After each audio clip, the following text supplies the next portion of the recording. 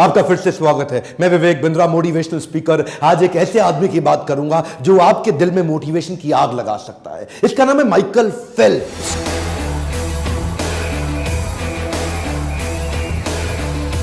शायद आपने ज्यादा ना सुना हो, पर आपको इतना बता दूं कि पृथ्वी के इतिहास में किसी भी गेम में, किसी भी साल में, किसी भी देश में, किसी भी प्रकार से इससे ज्यादा मेडल दुनिया में ना कोई जीत सका और आसानी से जीत भी नहीं पाएगा। 7 साल की छोटी उम्र से स्विमिंग सीखना शुरू किया, इतना फोकस, इतना एब्जॉर्ब कि 10 साल की उम्र तक नेशनल रिकॉर्ड तोड़ दिए। 12 साल की उम्र में अपनी कैटेगरी के अगले नेशनल रिकॉर्ड तोड़ दिए। 15 साल की उम्र में स्कूल में रहते रहते पहला बच्चा बना अमेरिका के अंदर जो ओलंपिक्स तक पहुंच गया। उसके बाद जब तक ये स्कूल में था ना, तब तक अभी लाइसेंस नहीं मिला इसको ड्राइविंग का, लेकिन दुनिया के सारे रिकॉर्ड तोड़ दिए। और जब तक कॉलेज की उम्र में आया, अपने रिकॉर्ड पिछले फिर से तोड़ दिए। देखते ही देखते इस लड़के ने 4 ओलंपिक्स में 28 मेडल जीते।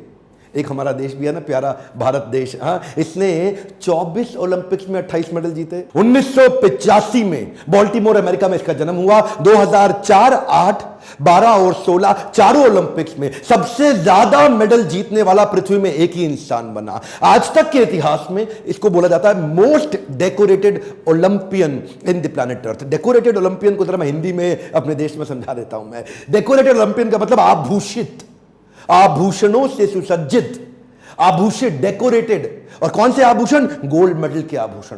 इतने गोल्ड मेडल एक इंसान एक ही गेम में कभी दुनिया में नहीं ले सका। 2004 से 8 के बीच में वो 4 साल जो उसने चाइना में बीजिंग ओलंपिक के लिए प्रैक्टिस करी थी, उस प्रैक्टिस को देख के दुनिया इसको पागल कहती थी। एक्चुअली 1972 में, कई साल पहले, मार्क स्पिट्ज ने एक वर्ल्ड रिकॉर्ड बनाया था। स्विमिंग के अंदर एक ही बार में 7 गोल्ड मेडल जीत गया था। स्विमिंग, हर प्रकार के स्विमिंग के फॉर्मेट में 7 गोल्ड मेडल एक साल में, एक ओलंपिक में एक आदमी के द्वारा जीते जाना। उसके बाद वो सबने मान लिया कि अब इस रिकॉर्ड को कभी नहीं तोड़ा जा सकता, लेकिन इसने अनाउंस कर दिया मैं तोड़ूंगा। और वो उसके लिए मार्क स्पिट्ज 4 साल तक 8 घंटा रोज ट्रेनिंग करते थे, ये 4 साल तक 12 घंटा रोज ट्रेनिंग करते थे। 100 किलोमीटर हर हफ्ते, 15 किलोमीटर पर डे, और 100 मीटर 50 सेकंड के अंदर कर लेना। छोटी उम्र से ही बाउंड्री लेस थिंकिंग, ढक्कन तो था नहीं सर पे, इतना बाउंड्री लेस थिंकिंग कि सारे रिकॉर्ड्स ढूंढता था।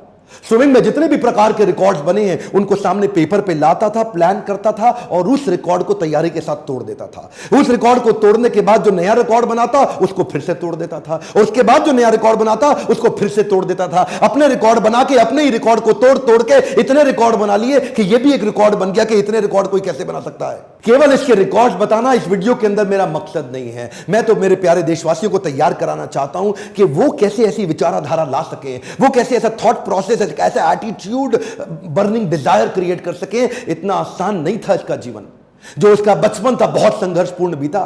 9 साल की उम्र में यह माता पिता से इतना प्रेम करता था, पर उनके झगड़ों को रोज देखता था। इतने झगड़े थे इनके माता पिता में, डिवोर्स हो गया आपस में। दोनों को साथ देखना चाहता था, लेकिन पिता ने जो इनको अबैंडन किया और पिता ने जो इनको अवॉइडेंस दिया जीवन में, उससे ये रोते थे अकेले बैठ के। लेकिन उस रोते वक्त, उस समय उन तकलीफों में शरण ली इन्होंने स्विमिंग पूल की। तभी क्या कहते थे, मेरी जिंदगी में जितनी तकलीफें हैं इसको ये स्विमिंग पूल दूर कर। अपने आप को झोंक दिया पूल के अंदर, बस अब कुछ नहीं, अब मैं केवल स्विमिंग करूंगा। और देखिए उसी समय इनको कई बीमारियों से गुजरना पड़ा। एडीडी, इसको बोलते हैं अटेंशन डेफिसिट डिसऑर्डर। ये वो एक बीमारी है जिसके कारण एक बच्चे का ना अटेंशन स्पैन खत्म हो जाता है, एक फोकस खत्म हो जाता है। वो बड़े कठिन दौर से गुजरता है, ना पढ़ पाता है, ना खेल पाता है, ना किसी से बात कर पाता है। लेकिन वहीं पे इनको उनके कोच और इनकी मां दोनों के प्रेम ने इनको सपोर्ट क्रिएट करके दिया। मां ने इनका उत्साह बढ़ाया और इनके कोच ने इनको बोला कि बेटा तेरे पास वो ताकत है, वो दम है कि तू दुनिया के रिकॉर्ड तोड़ेगा। जब जब इसकी जिंदगी में प्रॉब्लम्स और डिस्ट्रैक्शंस आई, ये पर्पस और पैशन बिल्ड कर देते थे कि जब भी इनको तकलीफ होती थी अपने आप को धक्का मार के पूल में फेंक देते थे। वो जो deep sense of purpose create हुआ, उसने इनको एडिशनल लेयर ऑफ इंस्पिरेशन और मोटिवेशन क्रिएट करके दी। ये जो additional layer of inspiration and motivation है, इस डीप सेंस ऑफ पर्पस से मेडल जीतने के बाद इन्होंने खुद माइकल फेल्प्स फाउंडेशन की तैयारी करी। बोले जिस स्विमिंग ने मुझको वापस खड़ा किया वो मैं पूरी दुनिया को देना चाहता हूं। केवल मेडल जीतना मेरा पर्पस नहीं, बल्कि स्विमिंग को लोगों के जीवन जीने के तरीके में डाल दूंगा। अपना पैसा जो कमा के लाते थे उसको अपनी एनजीओ में डालते थे, ताकि इस प्रकार से स्विमिंग का फायदा बाकी दुनिया को भी मिल सके। इनके मन के अंदर ना इच्छा होती थी टू अचीव द अनअचीवेबल। शुरू से इनके कोच ने इनको ऐसा ही ट्रेनिंग भी दिया। क्या बोले, ये जो अनवेवरिंग फोकस है ना, ये कैसे बिल्ड होगा? कान के अंदर हेलमेट में ईयरफोन लगा के सामने गॉगल्स पे न लेफ्ट देखना है न राइट देखना है, अपनी लेन के अंदर अनवेवरिंग फोकस, ना इधर ना इधर, सामने इनके। अच्छा, तब इन्होंने अनाउंस कर दिया कि मैं मार्क स्पिट्ज का रिकॉर्ड तोड़ूं। इसके कॉम्पिटिटर इयान थॉर्प ने इसका बहुत मजाक उड़ाया एक्चुअली, क्योंकि एक साल के अंदर 7 गोल्ड मेडल से ज्यादा एक ही बार में जीत जाना ये वास्तव में चुनौतीपूर्ण तो था, लगता था असंभव है, और मजाक भी इनका बहुत उड़ाया। लेकिन इन्होंने क्या किया, The negative annotation by competition will become his motivation। ये क्या कहते थे, तुम मेरी जितनी बेइज्जती कर रहे हो वो मुझे फ्यूल अप कर रहा है, वो मेरे लिए पेट्रोल की तरह, एक फ्यूल की तरह काम कर रहा है मेरी एनर्जी को बढ़ाने के लिए। ये अपने आप को ना ऑटो सजेशन देते थे, आत्म सुझाव, let's get ready for unachievable, come on come on come on, let's get ready. ये हर बार अपने आप को सुझाव देते थे, पॉजिटिव इंस्ट्रक्शन के, अनवेवरिंग माइंडसेट, हाँ let's get ready, come on come on come on come on, जोर से अपने आप को बोलते थे लेट्स गेट रेडी। 2004 में 6 मेडल तो जीत गया था, पर ये जो 8 मेडल का अनाउंसमेंट कर दिया ना इसने कि 2008 में मैं 8 मेडल नहीं 8 गोल्ड मेडल जीतूंगा, वो जो है ना वो बड़ा मजाक उसका बहुत बना कि ये अपने आप को पता नहीं भगवान समझ बैठा है। लोग जब जब इसका मजाक उड़ाते ये और चुप हो जाता और शांत हो जाता और उसको लेके अपने लॉकर में, अपने घर के सामने, अपने शीशे पे, अपने बाथरूम में, अपने बेडरूम में, हर जगह चिपका देता। इसने उसको 8 गोल्ड मेडल को घोट के पी गया अपने अंदर कि ये तो मुझे जीतना है। इसने अपने लिए बड़े ही self punishing, harsh, difficult, tough routine और प्रोसेस प्रैक्टिस के लिए तैयार कर ली है। लेकिन अचानक एक दुर्घटना हो गई, इसका दायां हाथ फ्रैक्चर हो गया जिसमें हड्डी अलग अलग हो गई आपस में। मना कर दिया डॉक्टर ने, बोला बीजिंग ओलंपिक्स में तू पार्टिसिपेट नहीं कर सकता, खत्म हो गया तेरा हाथ, तू हाथों का इस्तेमाल अब स्विमिंग में नहीं कर सकता। इसका तो दिमाग हिला हुआ था, बोला मैं अनाउंस कर चुका हूं, मेरे को तो बीजिंग ओलंपिक जीतना ही जीतना, और जीतना नहीं है 8 मेडल नहीं 8 गोल्ड मेडल चाहिए। लेकिन वो जो हाथ टूट गया, सबने बोला पागल है क्या, अगली बार अगले ओलंपिक्स में कर ले, जिंदा रहेगा तो करेगा ना। अच्छा, सोल्यूशन और पॉसिबिलिटीज पे इतना फोकस करता कि मन ही मन इसको एक आइडिया आया। ये डॉक्टर्स को और भगवान को धन्यवाद किया, बोला अच्छा हुआ मेरा हाथ टूट गया, अब मैं अलग प्रकार की प्रैक्टिस करूंगा, 1 साल तक केवल पांव से स्विमिंग करूंगा, वो प्रैक्टिस अपने पांव को चलाने की स्पीड पे कर डालूंगा जो कोई और नहीं कर पाता। क्यों? क्योंकि उसके साथ में हाथ भी चलता है। इसने अपने पांव से स्विमिंग कर करके इतनी एक्स्ट्रा मजबूती ला दी कि जब तक इसका हाथ रिकवर हुआ इसकी स्पीड को कोई मैच ही ना कर पाए, और वो हाथ टूटने के बावजूद बीजिंग ओलंपिक्स में ये उतरा, एक के बाद एक ये रेस जीता चला गया, हर एक में गोल्ड मेडल मिलता चला गया। और इसी के बाद आया 200 मीटर का बटरफ्लाई। ये जब 200 मीटर के बटरफ्लाई में भाई साहब कूदे तो इनका जो गॉगल्स था वो क्रैक कर गया, और जो गॉगल्स क्रैक हुआ ना, रेस चालू हो चुकी है, अब रुकने की कोई संभावना नहीं है। लेकिन गॉगल्स में पानी घुसने लगा, वो पानी घुसने से इसको डिस्टर्बेंस हो रही थी, पर ये रुका नहीं, बाहर से देख के किसी को पता नहीं लगा, ये पूरी तेजी से चलता रहा। क्यों? उसकी पुरानी हैबिट और उसकी प्रैक्टिस, उसकी स्पीड उसको काम आ रही थी। इसने गिने हुए थे कि हर 20वें हाथ पे मेरी एक ब्रेथ पार होगी, हर 20वें हाथ में मेरी दूसरी ब्रेथ पार होगी, और फिर 20वें हाथ में मेरी तीसरी ब्रेथ पार होगी। वो कैलकुलेटेड टाइम और उस फोकस के साथ 100 मीटर के बाद अंधा हो चुका था। ये कुछ नहीं दिख रहा था, लेकिन अब किसी बहाने का टाइम नहीं। एक भी मेडल में सिल्वर या ब्रोंज आया तो 8 का रिकॉर्ड खराब हो जाएगा। ये हाथ पे हाथ मारता चला गया, और आखिरी 20वें हाथ पे जब फर्श छुआ, गर्दन उठाई और ऊपर क्या देखता है, ऊपर लिखा है WR। क्या? WR का मतलब है वर्ल्ड रिकॉर्ड। इसकी आंख में जो आंसू आया वो दुनिया ने देखा, क्योंकि ये अंधा हो चुका था, कुछ उसको दुख नहीं रहा था। और तब WR के साथ इसने 8वां गोल्ड मेडल लेकर के उस सारी चुनौतियों को prove them wrong. Come on, क्या प्रूव देम रॉन्ग। अपनी सफलताओं के चलते अब तक ये दुनिया के 5वें सबसे अमीर खिलाड़ी बन चुके थे।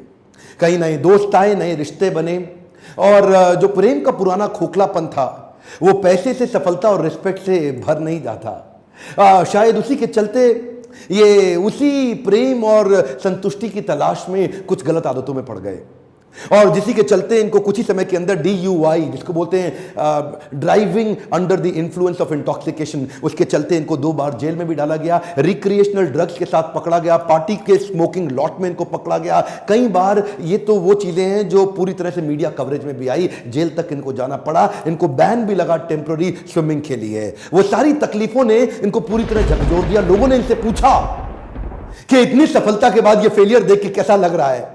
बोले कैसा लग रहा है?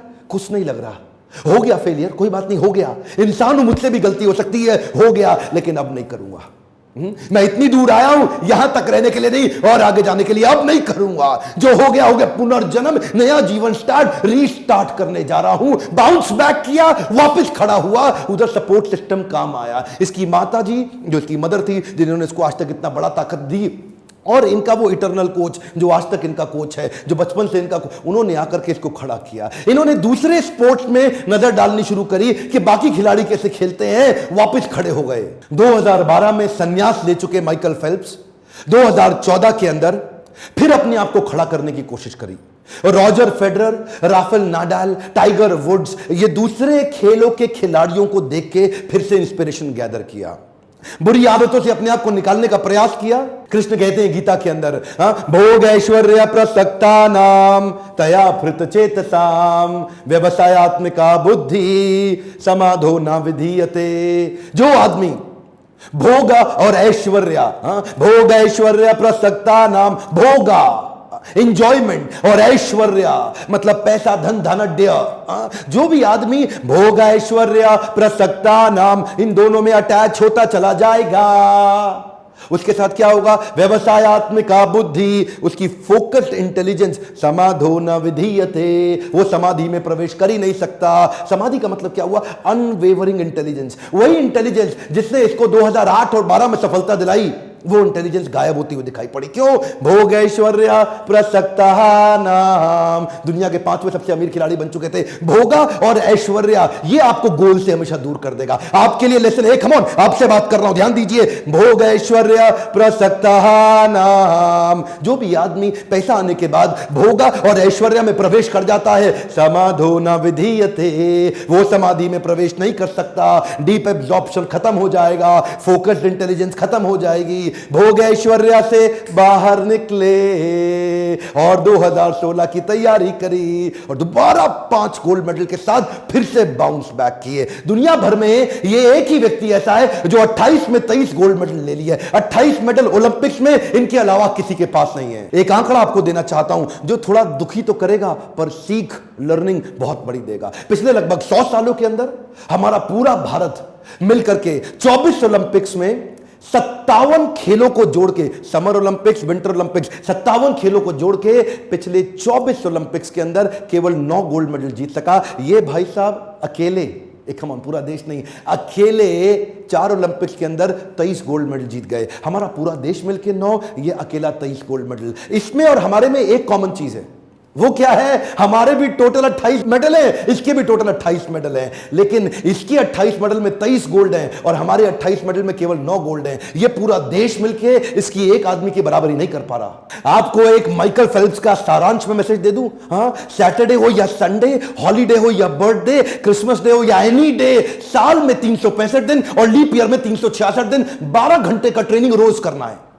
12 घंटे का ट्रेनिंग रोज करना है, कोई ऑप्शन नहीं है। और ऊपर से जो इनका कोच था ना, वो बड़ा अजीबोगरीब आदमी, उसने बड़ा कमाल कर दिया। उसने इनकी शब्दावली बदल दी, इनकी वोकैबुलरी बदल दी। इनकी वोकैबुलरी से एक वर्ड डिलीट कर दिया, वो है ना।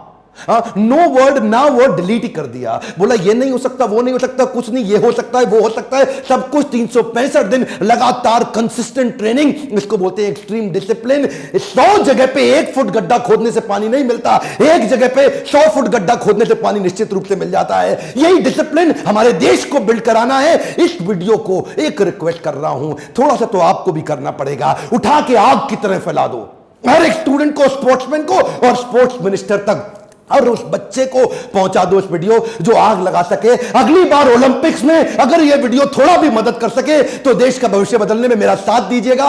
लाइक करिए अगर आपको ऐसे वीडियो अच्छे लगते हैं, सब्सक्राइब करके बेल आइकॉन नहीं दबाया, अगला शक्तिशाली वीडियो आपसे छूट जाएगा। कमेंट बॉक्स में लिखिए अगला कौन सा वीडियो देखना चाहते हैं। मेरे साथ जुड़े रहने के लिए, हर बार वापस आके वीडियो देखने के लिए प्रेम से आपका धन्यवाद।